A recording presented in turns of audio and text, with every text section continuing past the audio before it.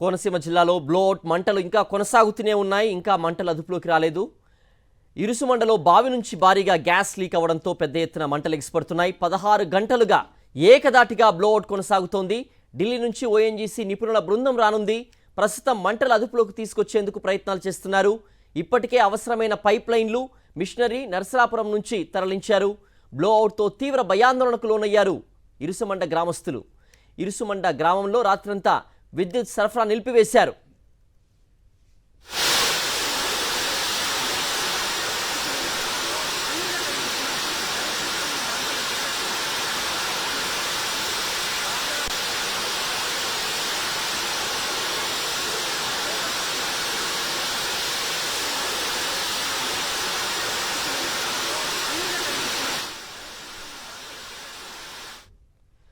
మరింత సమాచారం మా ప్రతినిధి హరీష్ అందిస్తారు.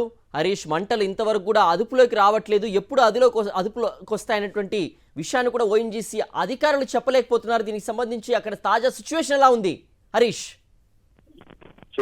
నిన్న మధ్యాహ్నం 12:30 ప్రారంభమైన ఈ బ్లోఅవుట్ మంటలు ఇంకా కొనసాగుతూనే ఉన్నాయి. దీన్ని అదుపు చేయడానికి ప్రత్యేకమైన నిపుణుల బృందం ఇవాళ ఢిల్లీ నుంచి, అదే రకంగా అస్సాం నుంచి కూడా రానుంది.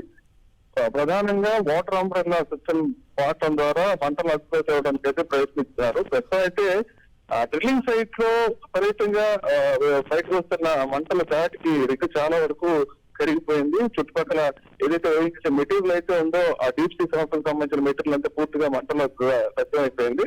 వీటి అదుపు చేయడానికి నిన్నటి నుంచి ప్రణాళికలు సిద్ధం చేస్తున్నారు. ఢిల్లీ నుంచి, అస్సాం నుంచి వచ్చిన నిపుణుల బృందం ఏదైతే ఉందో వాళ్ళ ఆధ్వర్యంలో ఈ ఆపరేషన్ నిర్వహించడానికి అయితే సన్నాహాలు చేస్తున్నారు. ప్రధానంగా వాటర్ అంబ్రెల్లా ఏర్పాటు చేయాలంటే దానికి 4 వైపుల నుంచి వాటర్ ఫ్లో అయ్యే విధంగా ఏర్పాటు చేయాలి. వీటికి సంబంధించిన పైప్ లైన్లను, అదేవిధంగా కావాల్సిన ఎక్విప్మెంట్ కూడా నర్సాపురం నుంచి తరలించేందుకు అయితే ఏర్పాట్లు జరుగుతున్నాయి. నిన్న రాత్రి వాళ్ళ తెల్లవారుజాముకి నిపుణుల బృందం ఇక్కడ చేరుకునే అవకాశం ఉంది. దీంతో పాటు ఈ ఎక్విప్మెంట్ మొత్తం ఆ సంఘటన స్థలంలో ఏర్పాటు చేసి దాని సమీపంలో ఉన్న పంట పోటీ కాలువ ఉంది. ఆ కాలువ నుంచి వాటర్ తీసుకొస్తూ నిరంతరాయంగా ఫ్లో చేయడం ద్వారా ఉష్ణోగ్రత తీవ్రత తగ్గింది మంటలు అదుపు చేసే ప్రయత్నం అయితే చేస్తున్నారు. దీనికి సంబంధించిన ఏర్పాట్లు కూడా జరుగుతున్నాయి. అయితే ఈ సైట్ ఆల్రెడీ ప్రమాదకరం గతంలోనే 1992లో ఐడెంటిఫై చేసిన అక్కడ ప్రజలు తగ్గిపోవడంతో 94లో అయితే మూసివేసి తేల్చారు కూడా. గతంలో దాదాపు 94లో మూసివేసిన బావిని మళ్ళీ 2026లో ఎందుకు తెరిచారన్న విషయం మీద కూడా అనేక ఆందోళనలు ఉన్నాయి స్థానికుల్లో. ఎందుకంటే కాకుండా ఒక ప్రైవేట్ సంస్థకి ఈ బావిని అప్పగించడం, వాళ్ళు వచ్చి దాని రోజు నుంచి మరమ్మతు చేసి బావిని ఓపెన్ చేయడం, దాని పరిసరాలతో తీవ్రమైన ప్రమాదం అక్కడ ఎదుర్కోవటాన్ని స్థానికులు తీర్చుకోలేకపోతున్నారు. ఇప్పటికీ కోనసీమలో ఇది అతిపెద్ద బ్లోఅవుట్ లో 3వదిగా చెప్పొచ్చు. దీంతో ఇరుసుమండతో పాటు చుట్టుపక్కల గ్రామాలను కూడా ఖాళీ చేశారు. వాడంతా రాత్రి జాగ్రత్త చేయాల్సిన పరిస్థితి. గ్రామం అంతా విద్యుత్ సరఫరా కూడా పూర్తి స్థాయిలో నిలిపివేశారు.